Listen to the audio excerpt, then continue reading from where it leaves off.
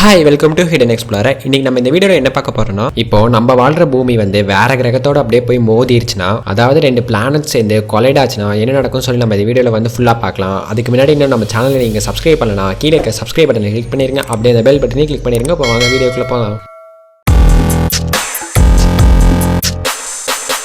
இப்போ நம்ம இருக்கிற பூமி சோலார் சிஸ்டம்குள்ளே இருக்குது. அந்த சோலார் சிஸ்டம் மில்கி வே கேலக்சிக்குள்ளே இருக்குது. இது எல்லாத்துக்குமே தெரிஞ்சது தான். நம்ம சோலார் சிஸ்டமில் சன்னு தான் ஸ்டார். அந்த சன்னை சுற்றி ஆர்பிட் மாதிரி 8 பிளானட் அதை சுற்றிட்டு வந்துட்டே இருக்கும். இந்த மாதிரி எல்லா பிளானட்லையுமே ஒவ்வொரு ஸ்டார் அது கூட இருக்காது. இந்த பிளானட்டை ரோக் பிளானட்னு சொல்லுவாங்க. மில்கி வே கேலக்சியில் 50 பில்லியன் ரோக் பிளானட் இருக்குன்னு சொல்கிறாங்க.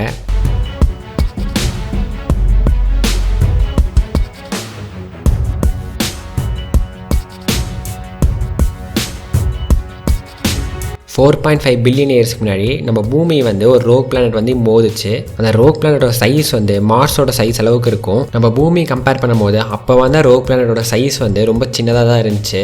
இருந்தாலும் அந்த டைமில் எர்த்தில் அந்த ரோக் பிளானட் மோதும் போது சின்ன சின்ன கல்லாக 2 பிளானட்டுமே கொஞ்சம் கொஞ்சமாக நொறுங்கி இருந்துச்சு. அதோட அவுட்டர் சர்ஃபேஸில் மட்டும் அந்த சின்ன சின்ன கல்லெல்லாம் கிராவிட்டினால ஒரு குட்டி பிளானட் மாதிரி கிரியேட் ஆச்சு. அந்த கிராவிட்டினால கிரியேட் ஆனது வேற எதுவும் இல்லை. இப்போ நம்ம நைட்டில் பார்க்குற மூன் தான். இப்போ நம்ம பார்க்குற நிலாவே நம்ம பூமியும் வேற ஒரு மோதனால அதனால இம்பாக்டா இப்போ நம்ம பார்க்குற நிலா.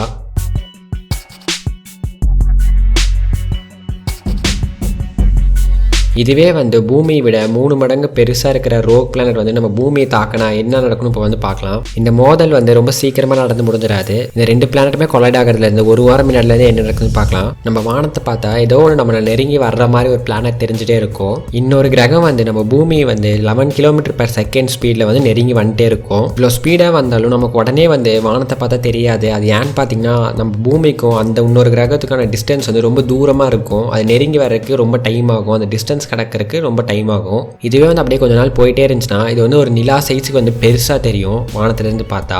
அடுத்தது இந்த 2 கிரகம் மோதலுக்கு ஒரு நாள் முன்னாடிலேருந்து என்ன நடக்கும்னா, பூமியை நெருங்கி வர ரோக் பிளானட்லேருந்து கிராவிடேஷனல் புல் நம்ம பூமி கிட்ட இருந்து கொஞ்சம் இழுக்கும். நம்ம பூமியிலேருந்து கிராவிடேஷனல் புல் மேலே தள்ளுறதுனால கடல்ல இருந்து சுனாமிலாம் வெளியில் வரும். அந்த சுனாமியோட சேர்த்து பூமி ஃபுல்லாக இடியும் புயலமாக இருக்கும். இந்த சுனாமிலே பூமியில் இருக்கிற நிறைய உயிரினங்கள் அப்படியே அழிஞ்சிரும்.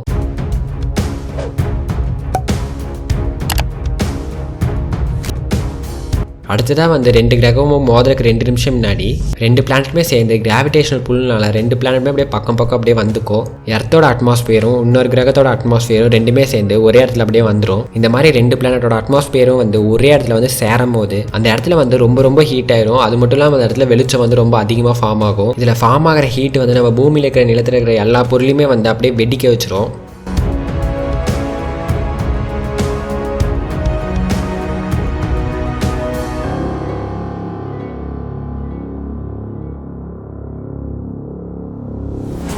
அப்படியே 2 கிரகமும் மோதி 2 கிரகத்தோட சர்ஃபேஸும் அப்படியே வெடிச்சு வெளியில சதறிடும். அப்படி வெடிக்கும் போது கிரகத்தில் இருக்கிறதுலாம் அப்படியே ஆஸ்ட்ராய்டு அப்படியே வெளியில அப்படியே தெரிச்சு அப்படியே பறக்கும். அப்படி அங்கே ஆஸ்ட்ராய்டு வெடிச்சதுல சில ஆஸ்ட்ராய்டு மட்டும் வேற ஒரு கிரகத்தில் அப்படியே மோதிரும். மிச்சம் இருக்கிறதுலாம் நம்ம சோலார் சிஸ்டம்குள்ளேயே இருக்கும்.